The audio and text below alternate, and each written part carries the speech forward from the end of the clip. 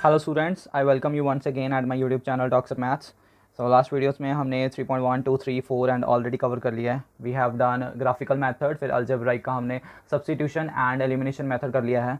Now in this video cross multiplication method है आपकी text book exercise 3.5 में, but ये वाला जो मेथड है इस बार उन्होंने कट कर दिया है फॉर 2020 एंड 21 के सिलेबस में। This method is not going to come. तो आपके जो सब्स्टिट्यूशन एंड एलिमिनेशन वाले मेथड हैं उन्हीं मेथड से आपने ये सारी एक्सरसाइज करनी है, ठीक है। वैसे भी अगर स्टेटमेंट्स हम आ जाए you can solve it by any method. तो सब्स्टिट्यूशन एलिमिनेशन दोनों में से कोई भी एक पक्का रखो अपना, ताकि कोई भी सम आ जाए आपको उसे सॉल्व करना आना चाहिए।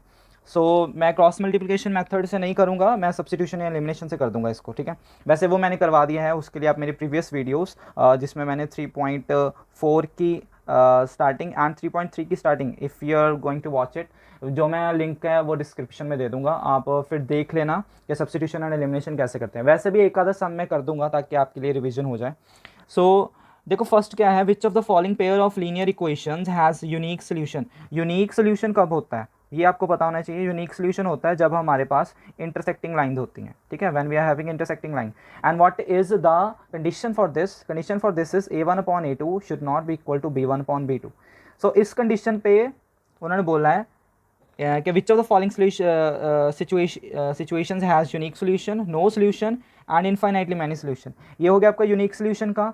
नो सोल्यूशन का होता है आपका a1/a2 is equals to b1/b2 but is not equal to c1/c2। ये हो गया आपका नो सोल्यूशन का। एंड इनफाइनाइटली में सारे इक्वल होते हैं, ठीक है, नॉट इक्वल वाला कोई केस नहीं होता।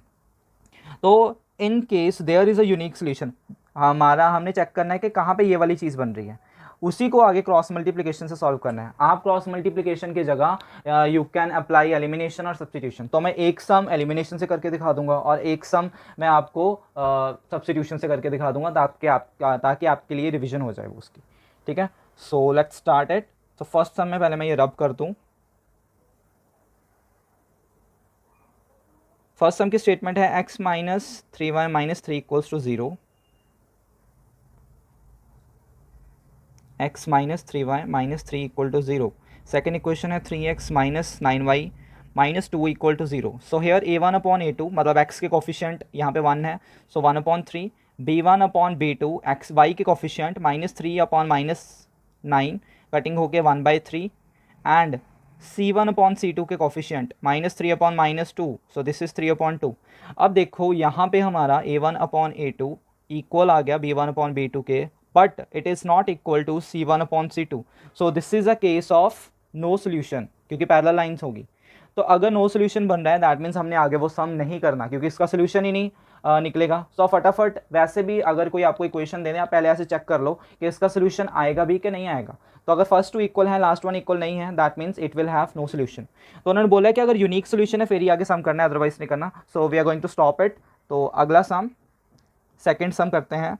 2x plus y equals to 5, 2x plus y equals to 5 and 3x plus 2y equals to 8। ये देखकर ही पता लग रहा है a1/a2 हमारा आ गया 2/3 एंड b1/b2 हमारा आ गया 1/2। y के आगे कुछ नहीं है तो 1 है, तो c देखेंगे ही नहीं हम, because we already know a1/a2 is not equal to b1/b2। So this pair will have, so आगे आप लिख देना, मैं साइड में लिख रहा हूँ, this pair will have unique solution. Unique मतलब वन सोल्यूशन, वन एक्स की और वन वाई की वैल्यू। यूनिक का मतलब ये होता है, यूनिक जैसे हम सब यूनिक हैं, हमारा एक ही सिंगल पीस मिलता है दुनिया में, ठीक है। तो वी हैव यूनिक सोल्यूशन। अगर कोई फेस सिमिलर मिल भी जाए बट आते हैं वो नहीं होगी, तो we are unique on ourselves. तो ऐसे यूनिक सोल्यूशन कब होता है? जब एक्स की और वाई की वैल्यू एक एक आ जाए। तो इसको हम सॉल्व करेंगे आगे, फिर I am going to solve it by substitution method. 2x plus y equals to 5।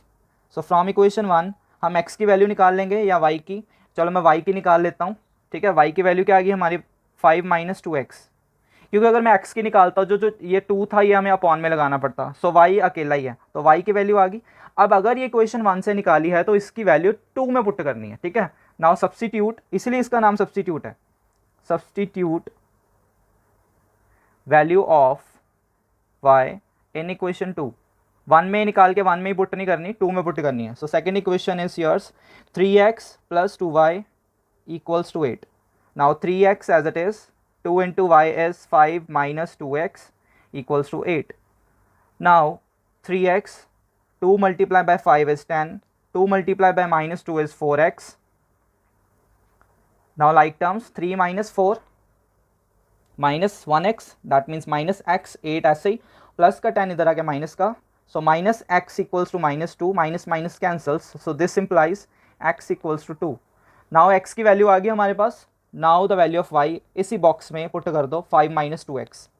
now y equals to 5 minus 2x, so this will be 5 minus 2 into 2, 2 to the 4, 1, so x is 2, y is 1, so ये unique solution आ गया हमारा, ठीक है. Now the next one, next है हमारी, ये मैं यहीं पे लिख लेता हूँ, मेरे पास सोल्यूशंस भी हैं एंड सम्स भी हैं. 3x minus 5y equals to 20, 6x minus 10y equals to 40. तो इसका चेक करो, a1 upon a2, 3 upon 6, that means 1 upon 2, b1 upon b2, minus 5 upon minus 10, cancel 5 1 the 1 upon 2, c1 upon c2, 20 upon 40, that will be 1 upon 2. So all are equal. तो क्या इसके unique solution होंगे, आप सोच सकते हो. तो ये है हमारा इनफाइनाइटली मैनी सोल्यूशन वाला केस, इनफाइनाइटली मैनी सोल्यूशंस. तो ये हमने आगे नहीं करना, ठीक है. तो नेक्स्ट सम ये मैंने कर दिया है. फोर्थ देखो, x minus 3y minus 7 equals to 0 and 3x minus 3y minus 15 equal to 0. तो if will talk about a1 upon a2, what is a1 upon a2, this is 1 upon 3, x के आगे कुछ नहीं है तो 1 है. b1 upon b2, this is minus 3 upon minus 3, that means 1. So a1 upon a2 equal नहीं आया हमारा b1 अपॉन b2 के, so this will have unique solution. Unique है तो फाइंड करो. अब मैं इसको एलिमिनेशन से कर रहा हूँ फॉर द रिविजन. एलिमिनेशन में हमने या तो x का कोफिशिएंट सेम बनाना है या y का कोफिशिएंट सेम बनाना है. यहाँ पे देखो y का कोफिशिएंट पहले से सेम है, इसके साथ -3 है, इसका -3 है. So just we are going to change the sign ताकि कटिंग हो सके. देखो कटिंग तभी होती है अगर एक प्लस में हो और एक माइनस में, लाइक +5 की -5 के साथ कटिंग होगी क्योंकि आंसर 0 तभी आएगा. अब अगर -3y है तो 1 शुड बी इन प्लस, तो एक प्लस का 3y होना चाहिए. सो यहाँ पे देखो 3x के आगे प्लस का साइन है, सो मैं माइनस में चेंज कर दूंगा इसको. माइनस का है मैं प्लस में कर रहा हूँ और यहाँ पे माइनस का है, तो ये मैं 1 मिनट एक स्टेप और कर लेते हैं यहाँ पे, वो ईजी हो जाएगा.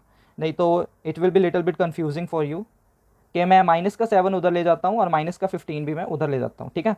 तो क्योंकि आपने ऐसे सम किया है, माइनस का 7 उधर जाके प्लस का 7, माइनस का 15 उधर जाके प्लस का. अब साइन चेंज कर दो, माइनस माइनस प्लस ये और ये minus, so they will cancel out. So we have -3 and +1. -3 + 1 is -2x. This is -15 + 7. -15 + 7 is -8. Minus cancels, 8 upon 2 and this is 4. I hope clear हो गया. Now x equals to 4 या तो 1 में या 2 में कहीं पे पुट कर दो. From equation 1 में कर रहा हूँ, from equation 1.